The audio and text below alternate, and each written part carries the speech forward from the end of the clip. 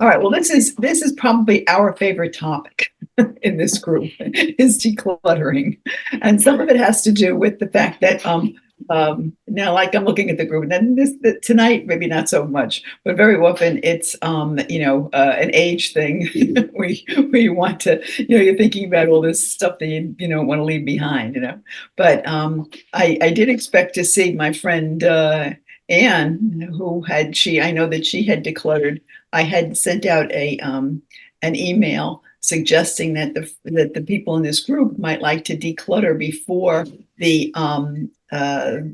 tag sale, the friends tag sale, and get rid of some stuff. And I think, excuse me, I think a lot of people did. And Anne Marie, I knew she was right on the money. She couldn't wait for this tag sale to get rid of some stuff and to talk about it at the meeting. But we have to see if she shows up. Excuse me. Oh, Beverly's here. Yay. Oh, good. Oh, yeah. She's usually interested in decluttering. Anyway, so I decided that if I'm going to be the leader of the group and encouraging people, that I needed to go myself to the attic and see what I could get rid of. I was able to get rid of china that was my mother's, that was supposed to be for the grandchildren, none of whom want any part of this German china from post-war Germany. And I had asked around, if anybody else was interested, and I couldn't really find anybody. Although somebody in this group actually did buy this china, and I'm very happy it has now a good home, a really good home. Anyway, that was one thing. And then when we were in the attic, we found another box of china, and my husband and I, neither of us knew where it came from. And the kids denied knowing anything about it. So it was just like the elves or something brought this china to the attic, and we got rid of that one too. Golf clubs that I think I used just to take lessons. I never actually played a game of golf. And they've been sitting there for 30 years or so. They're, and they went out with the bag. The bag was probably worth more than the clubs at this point. I'm trying to think of what else, but odds and ends. A couple of DOP kits my husband had, a couple of a case that would hold I think 9 pairs of eyeglasses. At one point he had a lot of eyeglasses. Not so much anymore, so out. Anyway, so it was kind of fun, and I was glad to see that I could get him engaged in that too. So I was curious to find out if anybody else did. So was there anybody here who did contribute stuff to the Friends tag sale? I did. Okay. So what kind of stuff did you get rid of? Well, I got rid of a lot of small things, which I, little vases, little glass things like that. I did get rid of a glass decanter, which was very nice, and an apple peeler, which was good. I remember seeing that. Yeah. Yeah, somebody bought that, and I hope they were pleased. I found it difficult. I didn't think it did very well, but I know other people swear by them. So I was glad to get rid of that. Mm-hmm. I got rid of some mugs. After I saw the things at the tag sale, I wish I would have brought more things. Yeah. But I hadn't been to a tag sale in ages. I kind of forgot. And a lot of things I'm ashamed to say that I bought didn't sell, but at least they went to another place. Where they're being donated. They're donated. Yeah. So I didn't feel bad, and they were out of my house. Which was the idea. Decluttering is something I'm very bad at. Okay, well, we're gonna make everybody better at it tonight, right? Okay, so all right, there's a lot of reasons to declutter, and a lot of it has to do with moving. And I don't know that anybody here is in that position tonight, but when you're contemplating a move, especially if you're contemplating a move to a smaller place, but even if you're just moving it and you're going to pay by the pound for stuff you're moving, you might be motivated to get rid of stuff. So that's that's a biggie. And sometimes we bring stuff home and we have trouble finding a place to put it. That's pretty motivating to say to yourself, maybe you need to get rid of some stuff if or you have trouble finding things in your own house because there's so much stuff that, where is that? You can't find anything in the attic because it's so crammed full or something like that. And that would be another, motivation. Can anybody think of anything else? Another motivation for decluttering? Those all sound perfect and true. It probably covers it. Yeah. Okay. So decluttering starts, and I've said this before, so those of you who've been with me will, appreciate this. Before you bring the stuff in, that's where decluttering begins. That when you're bringing stuff into the house, you have to stop and think if this is really what you want, to do. Okay. I've been to so many conferences where stuff is free. Oh, you can have these pads of paper and these pens and these highlighters and and this tote bag. Oh man, and it's like if you accumulate. One day I took. I was working at the high school, and I took a bunch of pens that I had from the, some conferences that I've gone to. And I said to the, in the guidance department, could you use these? And she said, oh, yes, because kids walk off with them. So I added to her collection. But, that kind of stuff can take up a lot of space. And, it's not paying rent in your house. It's just hanging out. So I think that sometimes we have to stop before we take it in. And if you're going to buy stuff, you're probably a little more thoughtful than if you're getting stuff for free. But you also have to think of first of all, you probably want it, at least in the moment you want it. But do you need it? Is this something that you need? Does it feel like a need in your life, in your family's life? Do you love it? It's okay, maybe you don't want to bring in things that you don't love. I know that Marie Kondo, I'm not really a big Marie Kondo fan because of the way she does declutter. You've got to take everything out. No, I think it's a terrible idea. But one thing she says is, does it spark joy? And that's a pretty high bar, I think. But, do you really like this thing? Do you love it? Do you really want to live with it forever? So that's something that you might consider before you buy things. Okay. And then do you have a place for it? Before you bring it home, where do you intend to put it? All right. What are you thinking about? Where should this go when you bring it home? And is there room there? Because that's one of the things that we're going to talk about. In terms of the spaces that are so jam-packed with stuff. So those are things to, because actually I've started this because these are the questions.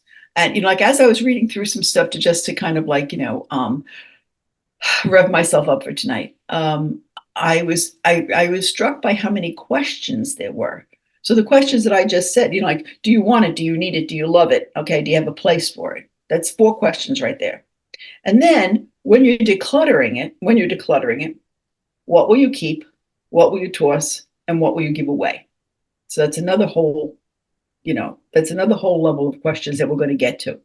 And then when you're saving what you've decided to keep, do you have other things like this? Okay, so is this like a duplicate? How many? I mean, I know nobody uses an iron anymore, but how many irons do you need? And that's not something that you're Nobody uses an iron? What? Well, I think I still use an iron. I iron every night. I iron, but a lot of people don't. I guess not. I just wanted to say about knowing where to put it. I just love baskets, and I know it's a real weakness, but I bought this lovely basket at the tag sale. And it's still sitting in my living room. So finding a place for it is something I hadn't even thought about it. I just wanted it. You just want that basket. I know. Well, I looked at a lot of those baskets and I had the same feeling. But that's something but a basket is sometimes good to hide stuff, I'm sure it could be useful, but as I said, I haven't quite found the place for it yet. Right. Yeah. Could hide your iron.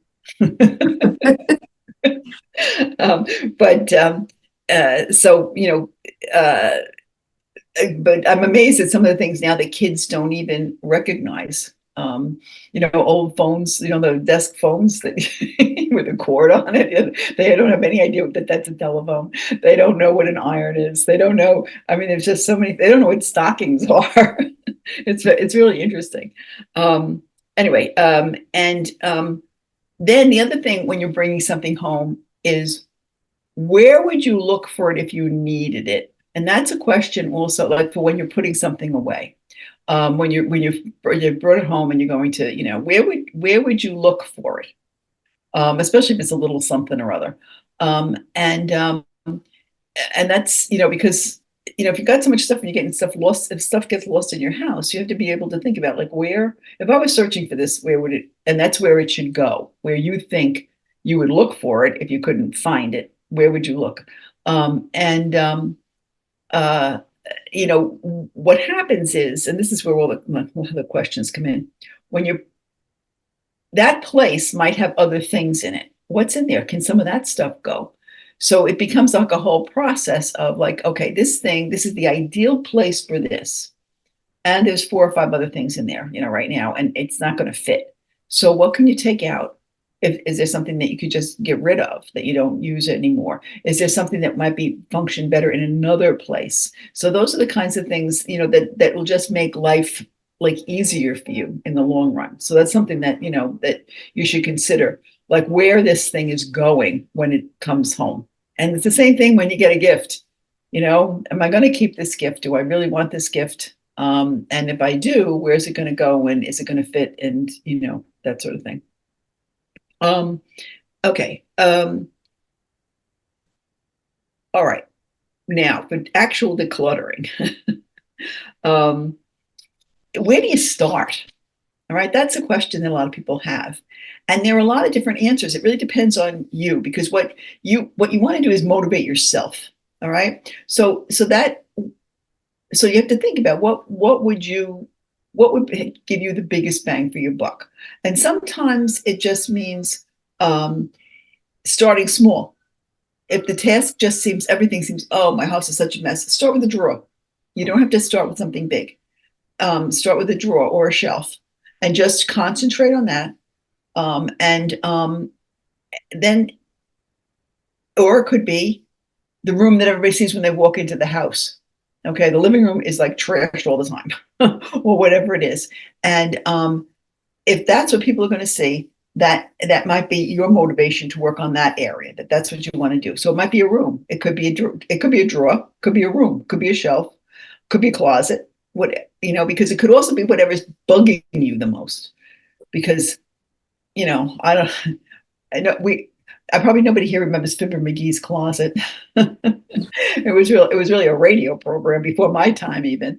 But I remember. You remember when Fibber McGee opened his closet, everything would fall out. Okay, because there's just so much stuff, And it was like the running joke in the radio comedy. Okay, was this Fibber McGee's Closet? So that might be where you want to start, because every day when you've got to yank your coat out of there, you can't fit it. There's so much, everything's squashed in there, and you don't even know what's in there. Or it could be your jewelry box. You can't find the things you like because there's just so much stuff in it. Whatever it is that's bugging you. So it could be, you could just find a very small place to start with, which will give you a lot of satisfaction when it's done. You'll feel like, okay, I did this, and it's a good feeling.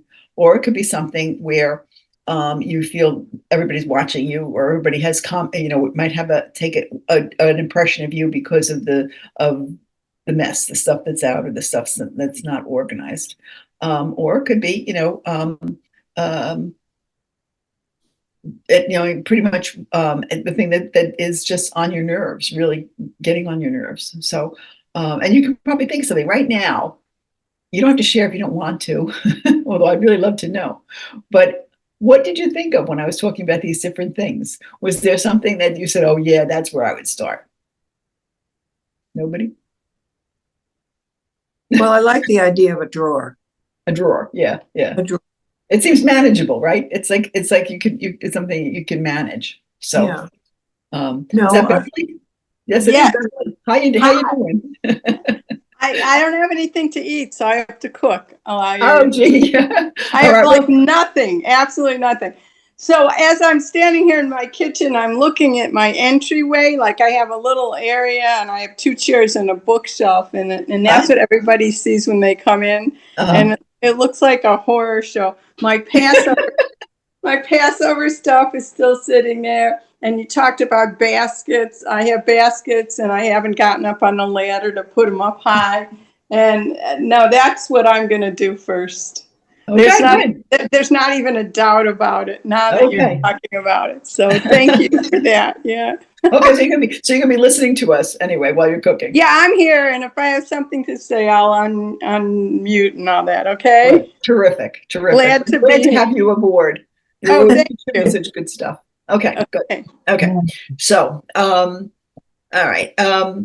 Now, one thing that you'll see, no matter who you or what articles you read, they almost always tell you that when you're starting to, declutter something, have 3 bags, 3 baskets, or whatever, 3 piles, but I wouldn't recommend piles at all for this.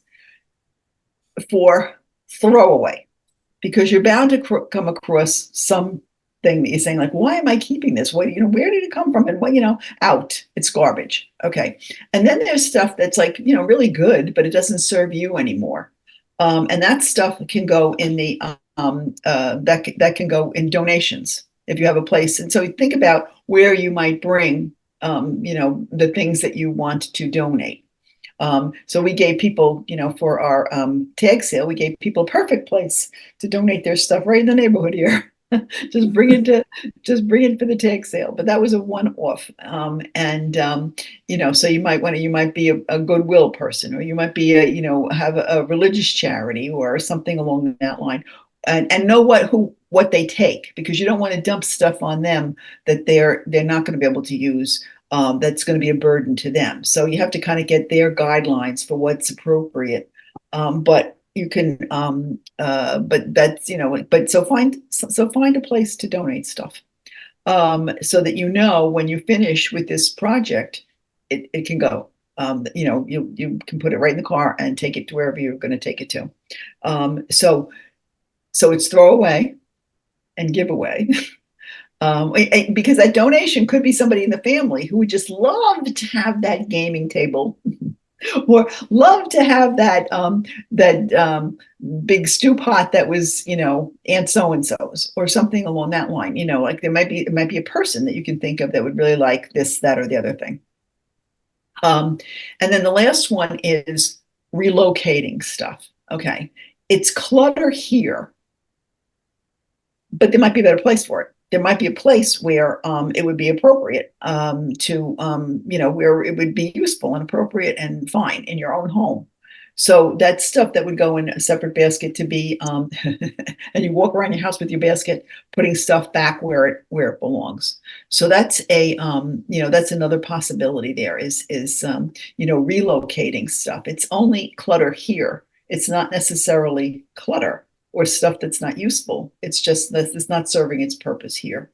Okay, so Pat, could you give an example of that? Like I'm trying to think, and I'm thinking, oh well, if it's clutter, it's clutter. Well, no. Let's say for example, there's a table in your living room. Yeah. And there's a bunch of like memo pads in there.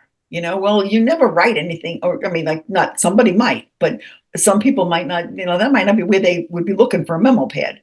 They want it by the phone in the kitchen, or they want it in their office. They can't even keep up with what the paper that they use in the office. They could use some more paper in there. So it's it's that kind of thing. Or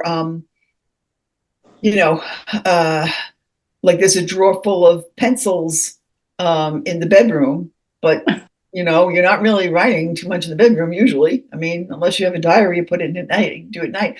But like you could use pencils in the kitchen, or you could use pencils, elsewhere in the house. So that's the kind of thing that would be useful. So that's what I'm talking about, relocating stuff. Okay. It's not necessarily it's only clutter in that particular place. So in essence, we didn't put it away. Right. I mean, Right. Yeah. Okay. Not Got when you put it away, it might be in a drawer. It might not be out on a counter or a bookshelf, or something, but it's not where, it's where you can't put other stuff that you might need in the kitchen. And then let's say in the living room, you might like to have coasters in that drawer, because when you have friends and you might want to have coasters so you can put drinks on them, and that would be a better, that drawer would better serve that purpose. So. And I just opened my kitchen drawer and saw about 20 pencils. I mean, I don't need 20 pencils in here.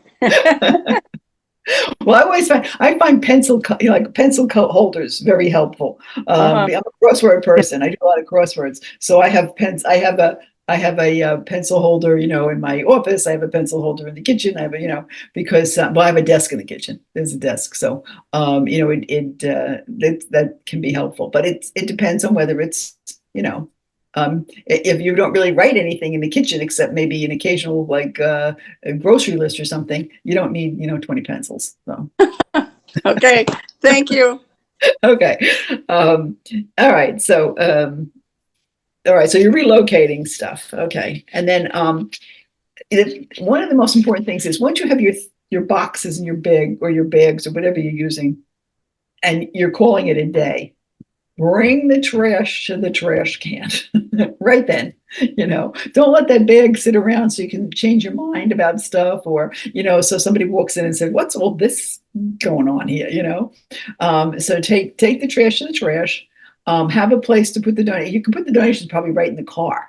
Put it in the trunk so you can bring it out the next time you're out with running errands, and then relocate that stuff. Don't just let it hang around.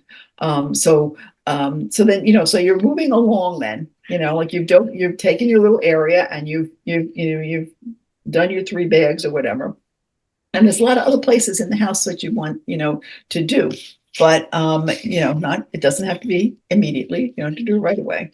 Okay, so all right, what am I doing here? I have the wrong page.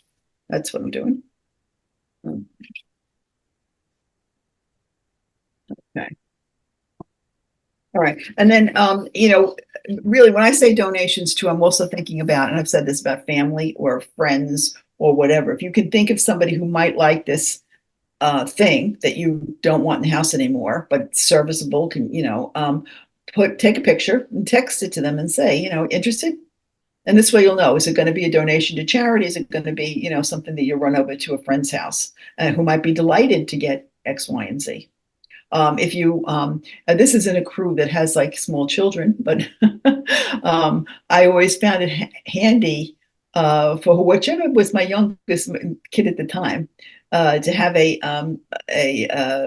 basket or a box in their closet, so that if there was something that you went to put on them and didn't fit anymore, throw it in the box. And then especially when I lived on Susan's block, there were a lot of kids on the block, and we passed the clothes back and forth.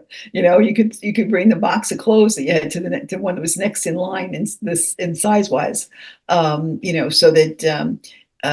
So think in those terms too. If if that's a kind of a situation, not necessarily with baby clothes anymore, but with something else that you think that somebody might like. If you have if you're a voracious reader and you buy books, I usually use the library myself, or my Kindle. You might want to pass your books on to somebody who, like, even if it's only for a loan, but very often if you've got more books than you can use, you might have a friend who likes to read and who would welcome your books. So that's another a possible outlet for stuff.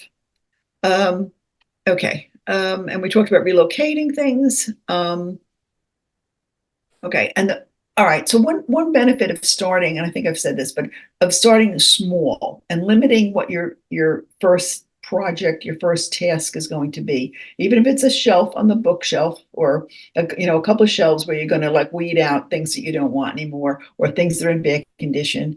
If it's a drawer where you have no idea what's even in this drawer except you can't close it anymore. When you're done, it's very rewarding in itself. it's, it might keep you motivated to try something else, to do something else, because look at this. I did this. This is great. And I have all this room. This is wonderful. So that's something that, can help you keep going with your decluttering project. Okay. All right. And so why do we declutter? Or what are the rewards? What's the payoff here? And I think that it's a sense of accomplishment that, like that you did this and it's wonderful. So it's making your life easier, and you feel good about yourself that you did it. That's great. You might feel calmer because sometimes when we're surrounded by clutter, it's just very disturbing, upsetting, or whatever. So, if you can, that's what a lot of minimalists feel, is that they've made their environment calmer. I'm not a minimalist. I don't think there are a lot of people who are real true minimalists. But if you don't have a lot of stuff around, I think it is easier to relax. It can be very calming. The biggest payoff, I think, is that you can find stuff, because there's nothing, where did I put that? It was I know I saw it like yesterday, but I don't know where it is now. And that's kind of that's hard, to go around and kind of in that kind of a stew. And sometimes you really need that, that. Like, for instance, my husband had to go to the attic the other day because the IRS wanted something. Like, go find it from, like, whoa. But at least he didn't know where they were. He had the stuff, all together and marked and whatever. Anyway, you're not embarrassed to have guests. How many people, there are a lot of people who don't have people over because, it's going to take them a week, of Sundays, or or a month of Sundays, I guess is the expression, to get the place cleaned out. So, that's something that, if it's impacting your social life, because you can't ever say to somebody, oh, why don't you come in and have a chat, have a cup of coffee? Because you're ashamed of how, of how your house looks. That can be, so it's a big benefit if you can, your house doesn't have to be immaculate. Nobody's house is immaculate, but you need to have it under control to feel comfortable having people in. So that's a biggie, having, being able to say that, to reciprocate to invitations and all. Okay. And then once you do this, once you've done some decluttering, you're more aware, I think, of when it happens, when it's beginning to happen again, if things are beginning to accumulate. So it allows you, I think, to stay on top of things. If you've done a project, if you've managed to, get some like decluttering done, and your house is beginning to look better, you're more on top of stuff. Okay. Now, so you've gotten through decluttering, you have your process, you've enjoying some of the rewards of what you've decluttered, and now maintenance. Boring but true. Okay, you've got to have some maintenance. It's take care of maintenance. Now, Andrew Mellon, who is a kind of a decluttering guru, an organizational guru, he has 3 rules. Okay. And one is one in, one out. Now, I think most of us might have a hard time with this. I think I would, but I think it's something that I might try to, I'm more aware now. And I think about it. Like, if you buy a pair of shoes goes out. If you buy a sweater goes out, which would probably also, if somebody gives you a gift of a sweater, look through the sweaters and see which one it can be, go to charity because you haven't worn it since 3 years ago, or since you were in high school or something, and let it go, donate it. Or if it's ratty, throw it out. You don't want to insult people by giving them stuff that's in terrible shape. And so that's, I don't think that I would probably ever do that every single time. Plus, some of the things you're bringing into the house are things that you use up, like groceries. You know, you don't have to, it doesn't have to be like, you brought an orange and you have to get rid of something because you're going to eat that orange, it's going to be gone. But that is, but that's something that I think I'm going to bear in mind. Especially the same kind of thing.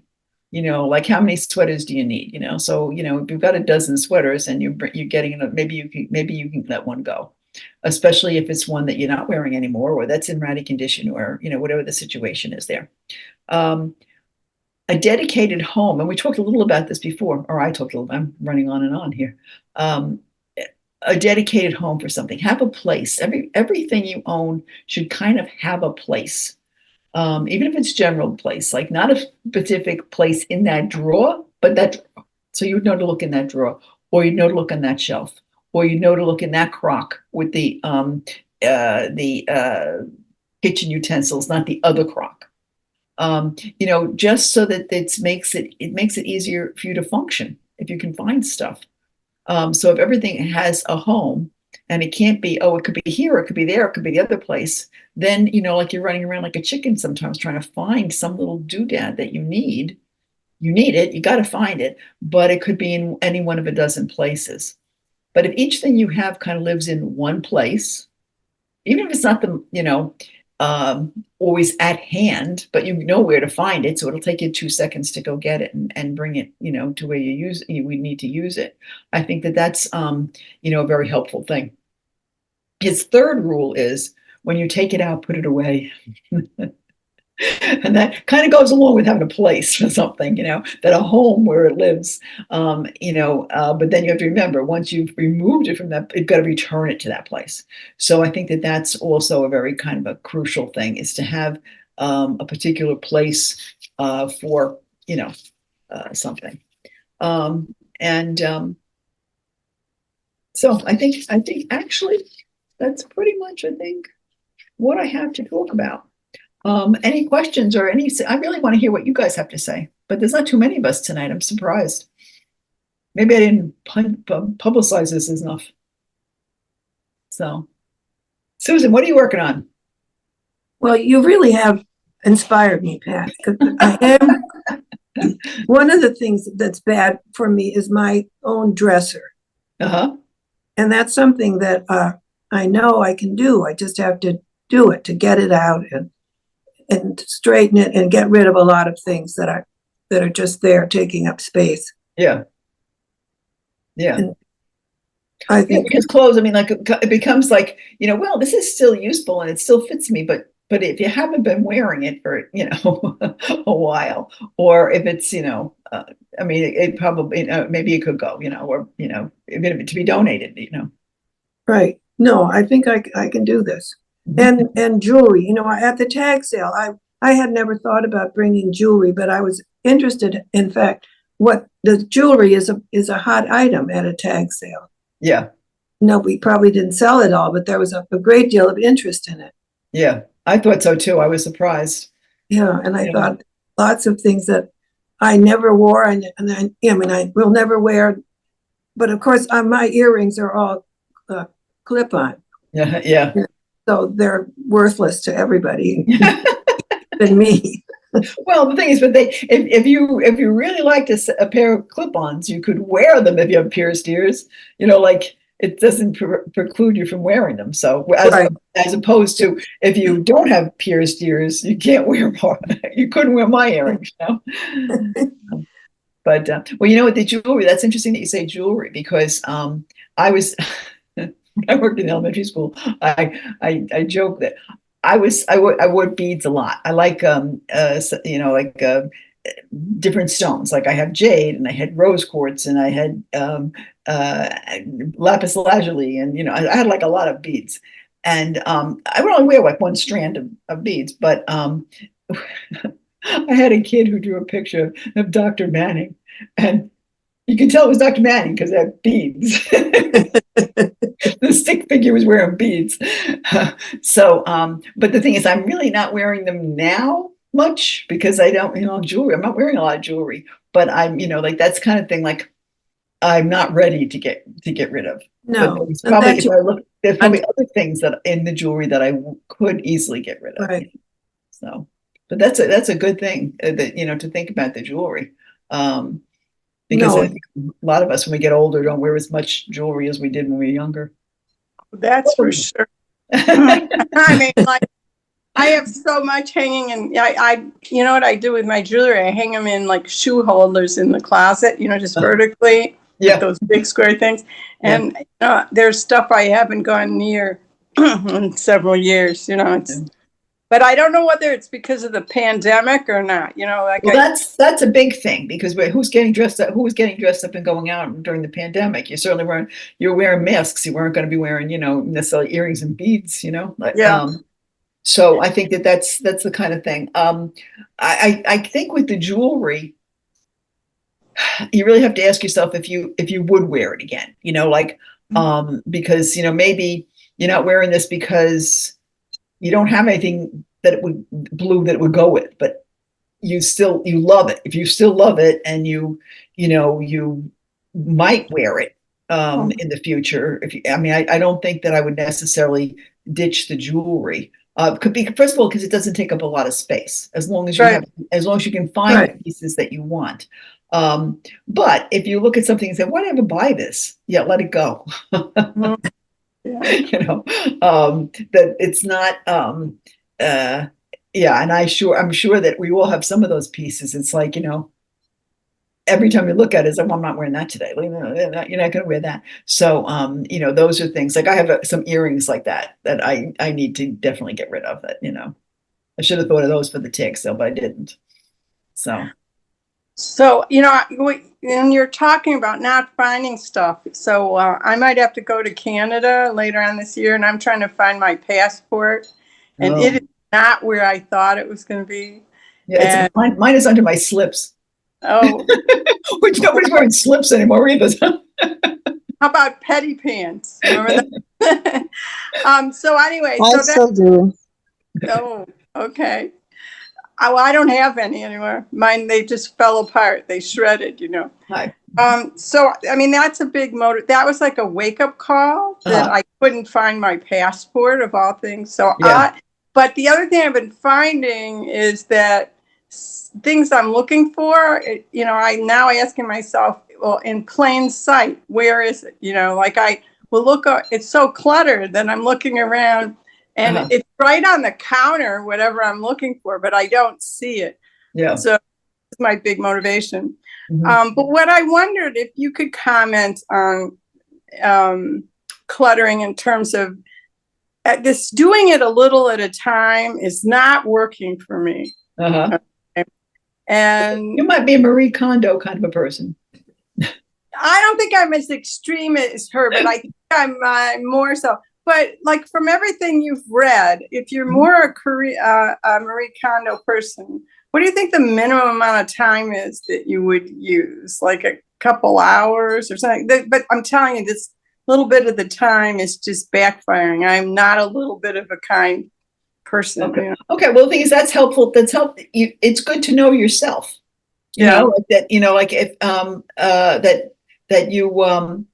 that if this wouldn't work for you, and you could, you wanted to try something else.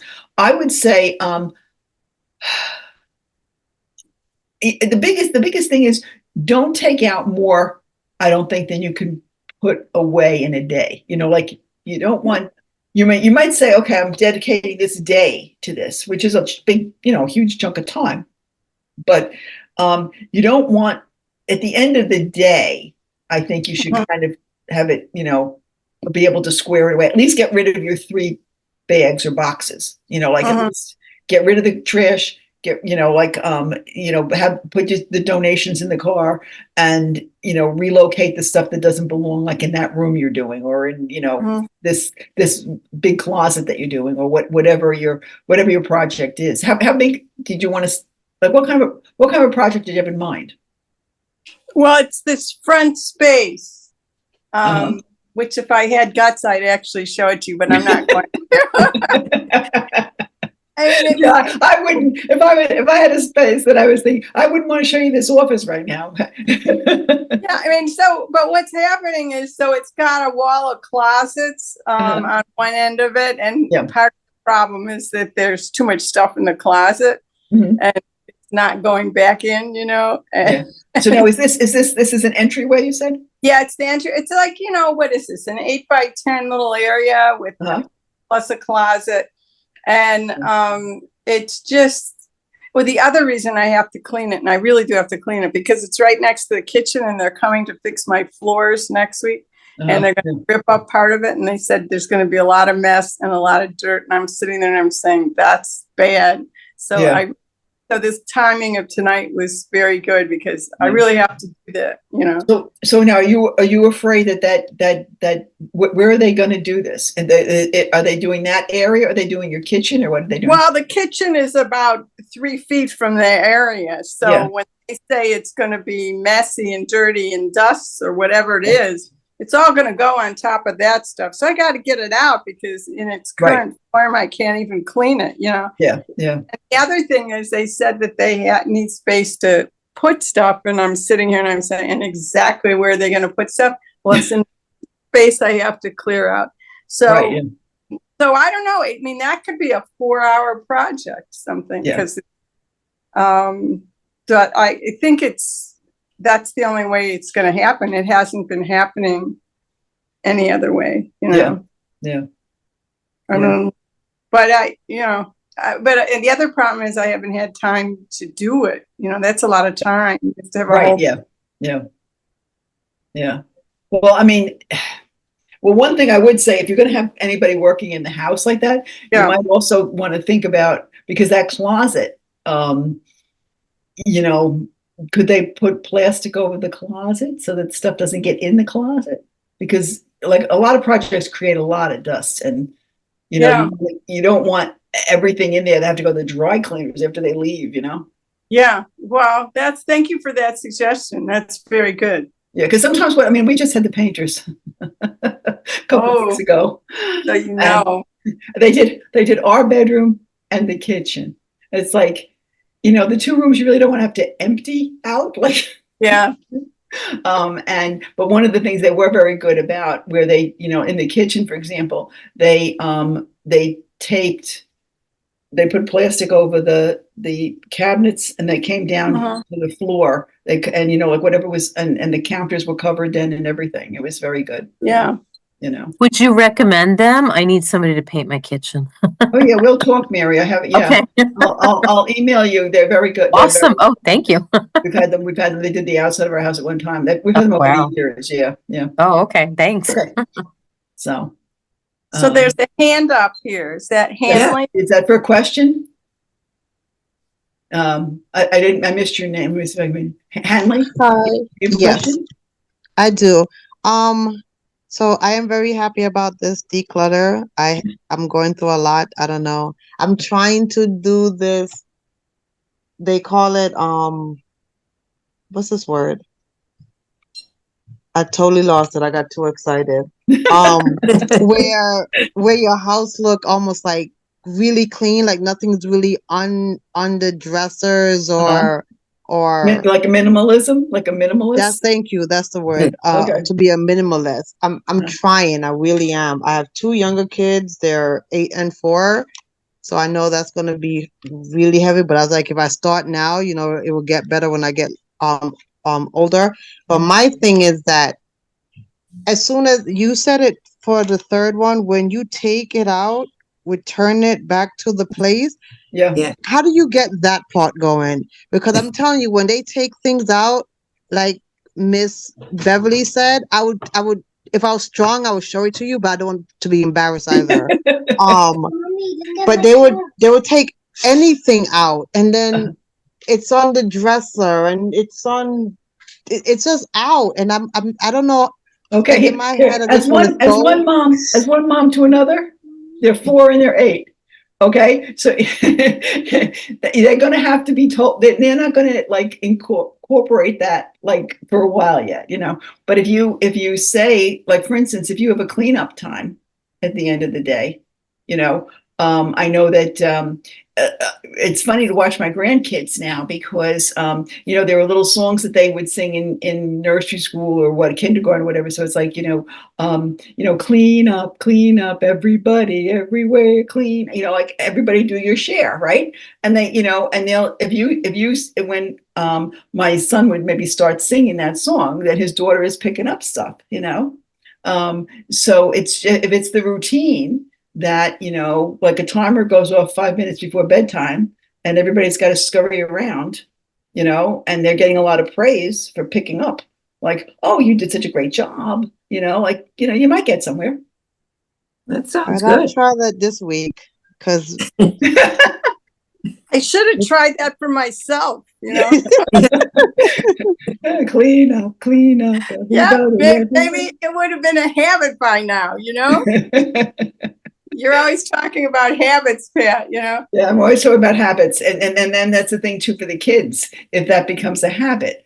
And because you might be even begin to police themselves in terms of what they take out if they know they're going to put it back, So I don't know, that's or if they're going to want, or you might suggest they pick up stuff like if they're transitioning, okay, they finish playing with the trains. And now they're going to go play, ball or something. Oh, wait a minute, hold it. Before you go out and play ball, pick up the trains. So that's the kind of thing that can work. And it's not going to be 100% because they're 4 and they're 8. It's not going to be 100%. I'll try that. I never thought about the song. That's a good one. Yeah. I think when they were a lot younger, I did those stuff. But you're right. You could probably find some things online, like YouTube cleanup songs or something. If you Google cleanup songs, you'd probably find a couple, So, I mean, I don't, I know there's different ones, but I don't know them.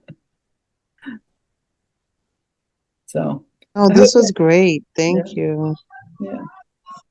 Anybody else have anything they want to share or any questions or whatever, I kind of just have a rant, and like my little rant is that like my house is so small and all my my 2 sons are so big. Well, one's not home, and he's the main reason why we have to declutter because he's coming home from the service this summer to move back in. I've told, you've been so kind listening to me, like, worry about this. And we're living in the same house that my children were small in, and now they're all, man-sized with man-sized things. And, it's so hard. And I have a little like Cape Cod style house that I'm convinced was designed by a man because every door opens like backing up on another door. I have 4 closets in my entire house. I don't have a linen closet. And like, I don't even have really like an extra space to actually kind of do some of these projects unless I'm talking about like the floor, which if there's empty floor, it's in front of a door. And so it's kind of like anything I do in the house, like immediately impacts, everything else. It's so hard. And it's so hard. And like my son's put his paperwork in and he could be coming home, like mid-June possibly now. And now I'm really in panic mode in like a good way. Okay, but now he's in the Navy, right? Yes. Okay, my brother-in-law was in the Navy. And when you're in the Navy, I think you learn to live in tight spaces. I know, but I want him, and they tend to be very neat because they have to be neat. Oh, so, he's an amazing folder now. Like he did some folding when he was home on a visit before. And when he was getting his sea bag ready to go back to base, I was like just stunned at the precision of the folding. So, I mean, he could possibly be great when he gets home, although he likes to collect things too. And I know there's like a massive toolbox coming home somehow. There's also a dog coming home. Do you have a garage space? Do you have any? Yes, but my husband, before he was in law enforcement, was a very good automotive mechanic, and so he's got tools. So it's like tool world out there. Okay, so you assign your husband. You assign your husband the task of finding a space in the garage for this toolbox. Well, that is not what I'm worried about. I'm worried about like in Living our space. house, you know, Yeah. because I don't want him to feel squeezed when he comes back home. Like I don't know. Or that he's making things difficult for the rest of you. You don't, that's one No, thing. I want him to feel, but I want him to feel welcome. Like, you know, Right. it's been so many years and, you know, I want him to just, you know, come back and, you know, even though maybe this wouldn't have been like his plan right away to maybe move back in with his parents for a little while Right, yeah. until he, you know, gets his, you know, decides, you know, what the, you know, exit on the throughway is going to be for the next, you know, Yeah. part of the journey in life. You know, I Yeah. want him to feel good about being here. And Sure. if, you know, we're all like tripping over ourselves, or if I'm tripping over the enormous gym bags and like I want him to feel good about it. And he might not even notice. My husband says, "Oh, he's not going to notice," but like I'll notice, and I don't want him to feel squeezed, and I Yeah. want to feel like, you know, like I'm prepared, you know, for us all to be back together again. Although I'm like, you know, I really am happy that it's gonna, you know, be that way for a little while. Like I want to feel good about it because Right. actually, my husband and I are the family that like has a fight on every Christmas Eve because we would be trying to squeeze so many people into my dining room, which is like absurdly small, because we would be like hosting Christmas. And like when we would host Christmas, like we would host Christmas and like, you know, my husband is like a great cook and he would be like making roasts and I would do all the vegetables and probably a dessert for like everybody at the table because everybody likes something different. And we would always be up late the night before fighting about how to, should we, if we move the table 2 inches to the left, so we get in the, so like everything you said, like I've lived that because like my house is so tiny. Right.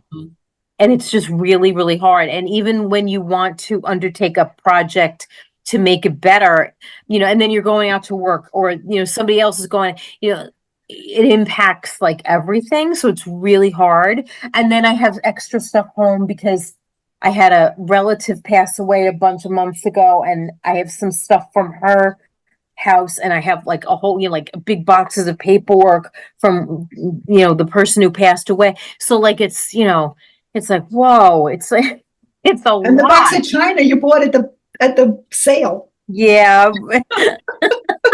But one of the things one of the things I'm going to say is to make him comfortable. Like he's going to share a room with his brother, I'm assuming. Yes. Okay. All right. So now is the time to chat with the brother and say, you know, like you know, is there room in the closet for the, you know, like he's going to only have like half a closet, you know, because he might, I mean, there might be stuff that he could get rid of. You know, that's just kind of taking up space or stuff that you can store. Like if there are things in there as opposed to clothes, there might be room, you know, like in the garage. I'm sending everything in the garage, notice, you know, like you know, there's tools in the garage. if there's sporting equipment, for example, it's like it's hard to keep that stuff in a bedroom. Do you know, I mean, if it's a shared bedroom. So, you know, like the thing is just you might want to like throw this out to him that, you know, like we might do some downsizing here to fit your brother in, you know. No, you're right. I have thought all these things and we're working on it, but like the number, like the date on the calendar keeps getting closer and well, Susan had something to say, I think, Mary. I just want to say, is this where he grew up? Yes. So he's going home. Yes, he's coming home. Yeah. Into his house. So he knows the house. He may have forgotten, but that's where he grew up and it's his room. Yes. Yeah. So he knows the situation, I guess. He knows the situation, but you know, we kind of, you know, what's the phrase? You know, nature abhors a vacuum. Like you know, we kind of usurped on his space. His space, I know. Zoom, yeah, like it's gone, right? Like we're like, oh, there's extra space there. I'll take it. Mary, how many boys do you have? I just have 2, but they're big. Yeah, you said that. They must be really, what are they, 6 feet tall or something? Yes, my older son is probably good 6'1", and my other son is very into like fitness, and so he's very broad. So one is tall, one is. So listen, Hanley, listen to this because those kids you've got, they're gonna grow up. Thank you for all listening to my complaints. No, I mean, but the thing is that that's really that's really an issue because things do just kind of expand to fill the space. All of a sudden you can spread out and it's comfortable and oh, isn't this cool? But contracting, especially if you've picked up a few more items along the way, or if you've gotten bigger, it becomes a problem. And I don't have any, ready advice really for you. No, we just have to put the pedal to the metal and just do it. Yeah. But I think with the idea that, I mean, I hate to say, because I really don't like storage, units or whatever. They're not cheap. You had to mention it, Pat. What? You got one? I have this big one, and I'm just going to interject for a moment because what I was thinking is I have a big show on at another library right now. I took out 62 paintings out of that storage unit. You know what? It's still a mess, and you would not know that I took 62 paintings out of it. Wait, what library is it? I want to go see your paintings. Oh, it's Scarsdale. It's up until May 22nd. Oh, okay. Cool. I'm going. Is it all the food paintings? Yes. It's yum. Oh, yeah. Awesome. Well, you know what? I mean, the thing is, though, you probably need that storage space because you have a dedicated purpose to it. It's primarily, it sounds like, for your art. Yeah, well, about half of it was intended to be primarily for my art, and then other things crept in. Okay. Then a few things from my mom. I have the family photo albums, which I've talked about before. I have many boxes of that, many boxes of postcards. So I rationalize it and say, oh, I need all these postcards to make collages for my art. Then and all those photos. But no, I have a reason for it. Yeah. But it's still like we're talking about decluttering, and so I think when I was listening to today is that I have an opportunity in the next week and a half to 2 weeks to actually get in there and try and declutter that because it's probably easier to declutter with less stuff in it. Right, that's true. You could spread out to see what you've got and have your 3 boxes. Yeah. Although I think what would happen there, it's going to be just all garbage. Do you know what I mean? It's packing materials and that kind of thing. I don't think there's stuff to give away. Right. But I wasn't really thinking about it as an opportunity to get in there and clear stuff out. But and the thing is, you don't necessarily have to go in with okay, it's all or nothing. I have to clean out this whole thing. Whatever you can do is on the plus side. Yeah, I can go a row at a time. There's no way I can clear out. I couldn't clear this whole thing from clutter without another person there, Right, yeah. So maybe you could rope somebody into it. You never know. And sometimes what works, I don't know that it would work for me particularly, but some people like to have a partner, but then they'll help the partner. If you can rope a friend into helping you, then you can, with the idea that when they have a project or if they want a similar project, you'll help them, Mm-hmm. So sometimes that works. Barter system. I didn't think about that. Yeah, buddy, get a buddy. All right. Yeah. So, I don't know. Accountability partner. Yeah. So that's really, I mean, I'm happy to hear about your art show. Oh, well, thank you. Yeah, I wasn't very good in getting my emails out to let people know about it. Yeah. So, so I don't know if we've helped anybody tonight. Well, I hope I stay motivated. That's my goal. Yeah. Well, we still have almost a half an hour left. I really would like to chat about this stuff if we could. If we finish early, we finish early. Well, what did they say? The first part to admitting you have, to combating a problem is admitting you have a problem. Yeah. Well, I think all of us here are really kind of willing to say that we have a problem. I mean, I'm not perfect. You tell that if you walked into this office right now. the part that there's this emotional part that I haven't gotten past yet of thinking that and like this mentality of scarcity, Yeah.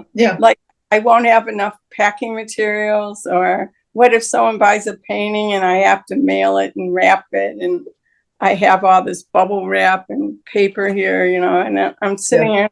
But you made a point earlier about that all that stuff isn't paying rent, like I could probably toss it and do. Well, no, because I mean, that's something that, like if you do have to ship, I mean, all right, there might be a limit. You know what sometimes works is to have some kind of a large box or something, a barrel to contain the stuff. No, I'm not kidding. I mean, to contain it. And then, okay, that much, no more, but you have it to wrap, because that is a serious concern. You don't want to throw this stuff out and then need it to if you're going to ship a painting. Or if you just move a painting. I mean, I imagine you had to wrap your stuff pretty carefully to move it to an exhibition and back. So it's not really trash necessarily. I mean, some of it you might say, well, this has got, these bubbles have popped too much. We can't use this piece, But for most part, it may not. It probably isn't. But what you need to do is like just to contain that in a, to kind of like cut down on even the appearance, or being able to move it around. Like if you just have a pile of stuff, it's harder to move it if you want to clean or if you want to get at something else. But if it's in a container, it's easier to move. Shove it to that side and do whatever you do. So I don't know. I wouldn't say to necessarily get rid of that stuff unless you have stuff that's like really ratty and you wouldn't use it, then it should go. Yeah. I just don't like letting stuff go. And I'm much better at it. And I tossed a bag of bags last week, but it's really hard. There's this emotional part. Like I want to declutter, but like something holds me back. Yeah. Well, I know, like this, I have this little jar I just cleaned. My husband I don't eat jelly or jam or anything else. He likes his preserves. And, he finished a jar of jelly and I like the little jars. And I'll find a use for it sometime, but I have like a few little, fancy little jars. They're different shapes and sizes. And they're in a top cabinet and they're out of the way, but really they're not really serving a purpose right now. So, yes, I understand it. But Ms. Patricia? Yeah. What can I do, Henley? Because you said about asking question, would you also, I don't know, I know you had mentioned that it's getting late. Like show us like how to organize sometimes, or okay, well, a little bit. Actually, it's not late. We have like another over 20 minutes. So, what kinds of things do you need to want to organize? Like, is there a category? I'm not going to shame myself on the program. Well, you don't have to really detail, but I mean, like, is it toys or is it kitchen stuff or Honestly, is it? sometimes it just feels like everything. Like we moved maybe 4 months ago, and so I told myself like in this apartment, we're gonna be really neat, right? That was my mindset, and it's not turning out like that. Like I was mentioning, like things are on the dresser that I didn't put there. Things on the floor, things are in closets. I don't know. I don't know. Only been, Hanley, it's only been 4 months. I've been here 4 years. Well, listen, I've been in this house for like 36 years, 37 years. And I'll tell you, like you just accumulate more and more stuff. Yeah, that's what I feel like. When we came in, the place was neat, and I was like, "Oh, okay, we're just, how you say with the bin." I was like, "Oh, we're just gonna rotate when it's winter. Then I'm gonna put the, summer stuff that's in the bin and put up in the winter." And then I don't know. I literally walk in the house and I'm like, "Who put this here? And why is it here? And who moved this?" And okay. I don't. You know I how don't I said, know. you know And how you I said it said, earlier about the kitchen, and you mentioned like for the drawers, like to organize it that where it is. Because one of the things that hit me, I was like, why do I care to pay attention to this coming to the declutter program? And you said it, you was like, so you can find things. And sometimes I feel like I don't know if it's anxious or angry. I have no idea, but I can't find what I need, especially when it's time to take the children to school.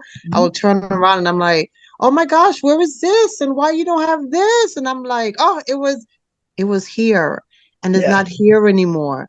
And then when I ask them and even my husband, they're like, what? Like, like they don't know what I'm talking about. And I'm like, oh my right. God, I'm gonna get late to get them to their program. And I'm like, this is not how I want to start the day. Okay, now if you're looking for something that you need to bring out when, the kids are going to school or you're going to work or whatever, there's, I don't know if you've ever heard the expression about having a launch pad. So let's say you have like a little table or a little desk or, a spot anyway, wherever this spot is, where you put that stuff. Sometimes what people use a tote bag and they hang it on the doorknob. Okay. And you put in the things that have to go to school, that you need when you walk out the door. So, that's some people will have like a hook for their keys and, a table to put, the books that they have to bring back to the library and this and that, or, whatever you need to walk out the door on what they call a launch pad. Kind of launches you out into the action of the I day. like that. Yeah. I'm gonna So, try it. and then the thing is, if things are out of place, if things are, Yes. then maybe when the kids are doing their 5-minute cleanup or whatever you have, like at the end of the day or at the end of their day, you can be running around too, picking up, or putting things, where you need them, where they belong. Morning. Maybe, you're right. Maybe I have to find something where they belong. Jeez. Yeah. So, but I mean, the thing is that, I mean, like not everybody can put a table by the door, whatever. They don't really decide that's not, the space isn't configured that way. But usually you can hang a tote bag on a doorknob and put things in it that have to go out in the morning. Got it. Thank you. Maybe that will calm me down a little bit.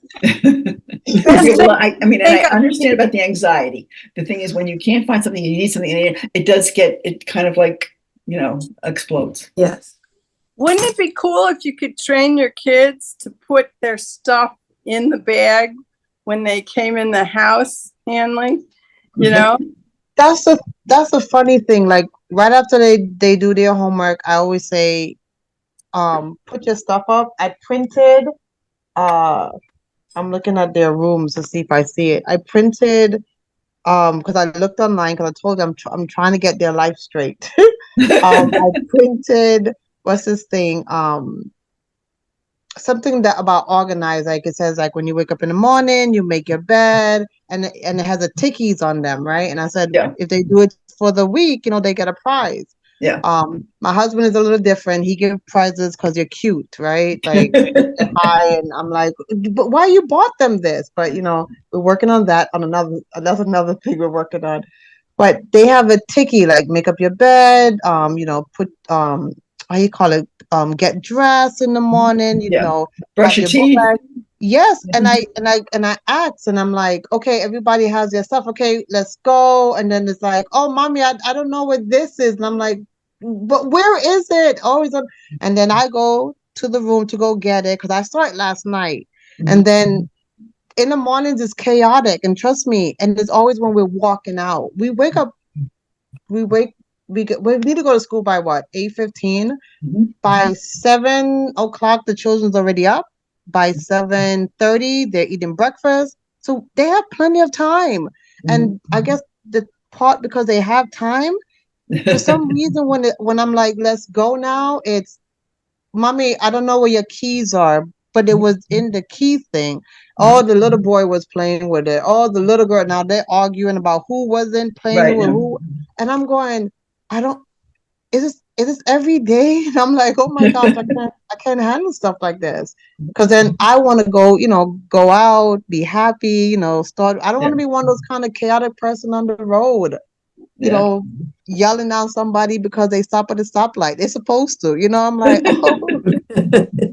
So I'm Okay. gonna try the launch pad of, you know, prepping these things the night before, even minutes before we leave, and see if that works. Because Now, the kids, do they have everything that they need all packed up? Because one of the things is when they finish homework, they should be packing their book bags with, you know, whatever is supposed to be in there.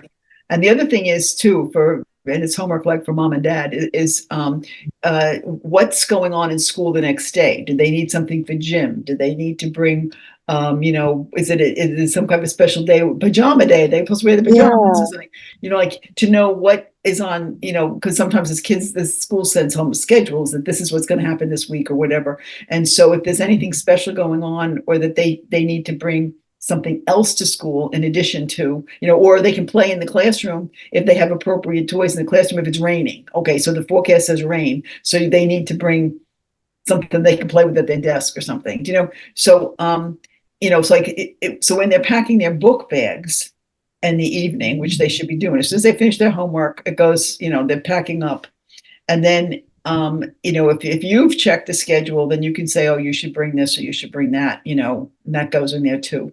So at least that's one piece off the table, is that, you know, that the bags are packed.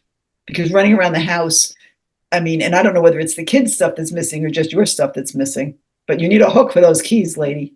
Yes. that's what I said is weird. My son, he's the cutest thing, because even today when we just got home, I put it where it is by the television, and then the program is starting, and I turn it on, and then he has the key by the window going, Mommy, look, when I press the door, unlock and lock, because you know, the Oh, car, for the car. Yeah.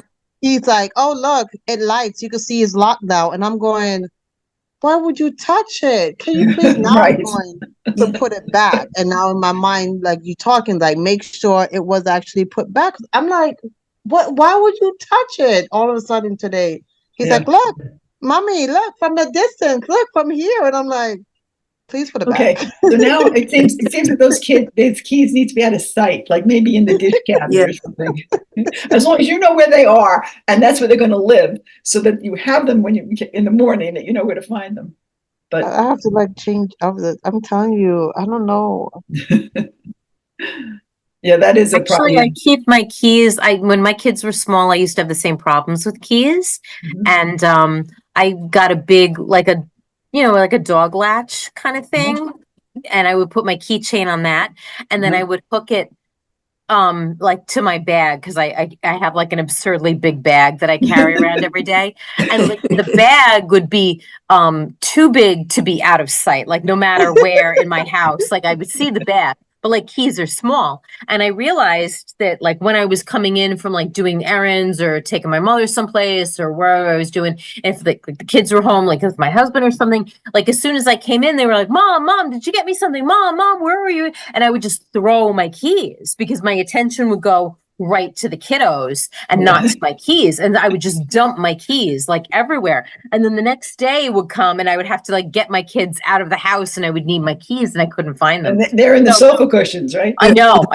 So yeah, so I started hooking my keys to something that was too big to lose. And now I rarely lose my keys anymore. Because that's the worst thing. Like, you know, your keys are in the house with you, but you just don't know where. But Well, that's sometimes if you have a pocket on the inside of that handbag, you know, right, like, right. you know, Yeah. that or something like that, you can put them there so that they're there. Or some people put a Velcro or something. Yeah, I'm like the Doubting Thomas kind of organizer. Like I have to see it. I have to be able to see it to believe where it is. So like if I can just see that little key thing kind of like hooked to the strap of my bag. I do Yeah, the same right, thing yeah. with my work lanyard. I take my work keys off and I loop it around like the handle of my bag so that like Yeah. as I'm ramming everything, I see that little pattern of the lanyard and I'm like, okay, there's my work keys and there's my house keys. But I just I hook them all together to something that's too big to lose. So Too big to lose, right? Yeah. That's a good idea. I like that idea. Yeah. So, but Thank yeah, you. I'm writing everything down. but No, I am. I'm gonna try everything. And well, you know what the if thing is, that's like, the- you know, sometimes it's just a matter for yourself of thinking through whatever the problem is. Like, okay, this is an issue. you know, the kids like my keys or whatever, you know, like, and they go off with them or something, you know.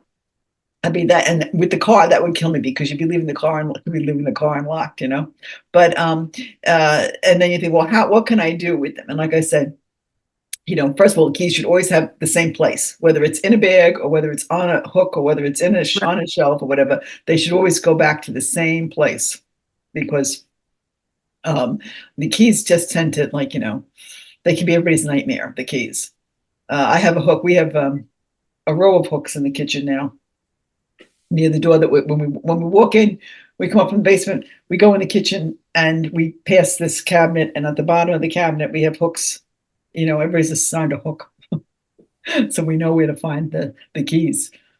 The one thing, Hanley, that when Pat was talking that I wish I had done, which is to do this 5 or 10 minute thing, clean up time at night, either after dinner or before bed, and make it part of the routine, a family routine, and train the kids that this is, and it's good for you too, you know? Yeah. And just make it part of life.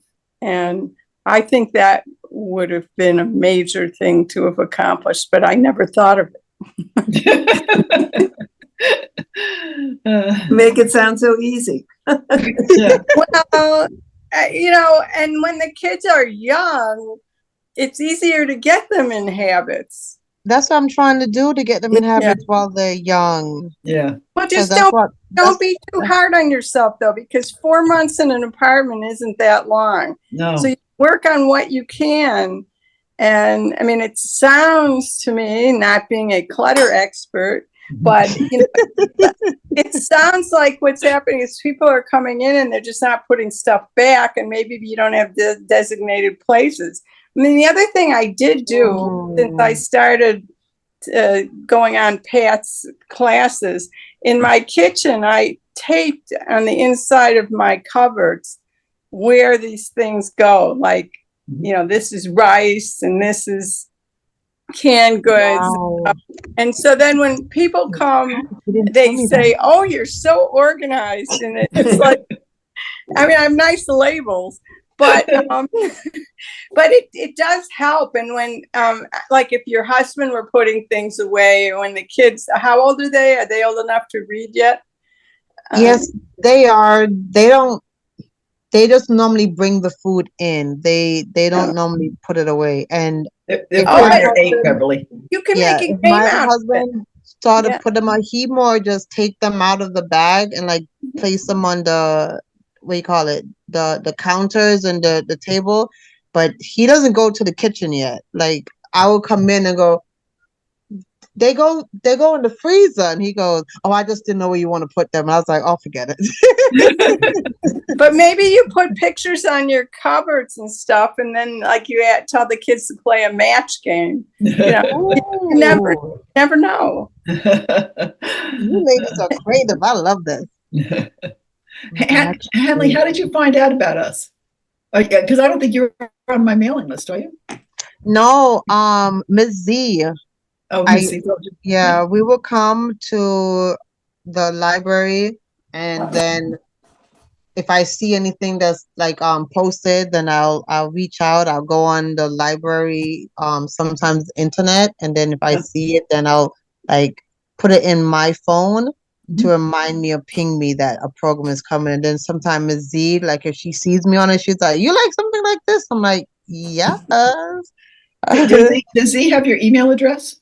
Yes, she does. Okay, because I can put you on our group email. Okay. Because then each time we meet every other month, and I can send you a notice, and if you're free, you can join us then, you know, like, okay. So the next one I think will be July.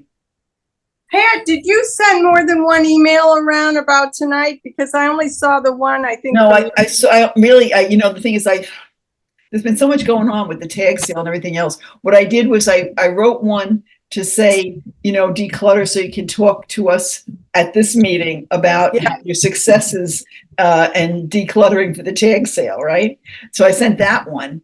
And then I usually would send one maybe a week in advance, and I didn't send one till this afternoon. So you know, I'm not as organized as you think. You're really good, though. Really good. All right, so we need to talk about July because we cannot meet on the second Thursday in July. So we should decide if we want to meet in July or August. Pick one, right? Do we want to meet in July, or are people on vacation? Dr. Pat, are you taking any vacation? Yeah, we usually go away in August, but we haven't Okay, actually scheduled anything yet. I would prefer actually probably to do it in July. So If I could we could. do it at the book club night, because we're not having book club season? We don't meet in July for book club the third Thursday. Right. Would be fine with me. 18th? Okay. Fine with me. Because the thing is, what I really do like to have one for September, because September is kind of like when people are getting back into the swing of things and all. So I'd rather do July and August July and September Right. rather than August and October. Okay, no problem. So we'll go back to the second week in September, the second Thursday, but a lot of us are going on there's a fun run. I sent the friends an email, and anybody who's a volunteer or a friend of the library is welcome to come to this fun run. You can email me. It's organized, and Nice. it's a fun way of having a good time outdoors with fitness. We can do Yeah, well, my knees won't be able to do that. Walk. My knees say no. Yeah, I was gonna say, can you walk? Yes, You know? you can walk. You're allowed to walk. Yes. All right. Walking I could do. We'll see. All Yeah. right. So it's the 18th. We're gonna do it the 18th of July because we are gonna be fun walking. Okay. in the- 18th of July. Yes, on the 11th. I just wanted to put that out there so that everybody marks your calendars, because Adult Book Club goes into hiatus for July and August. Any suggestions for July? That anybody now? Just for Hanley, we do. I do things about time management, habit formation, and organizing stuff. This comes under the organizing stuff aspect. This decluttering stuff.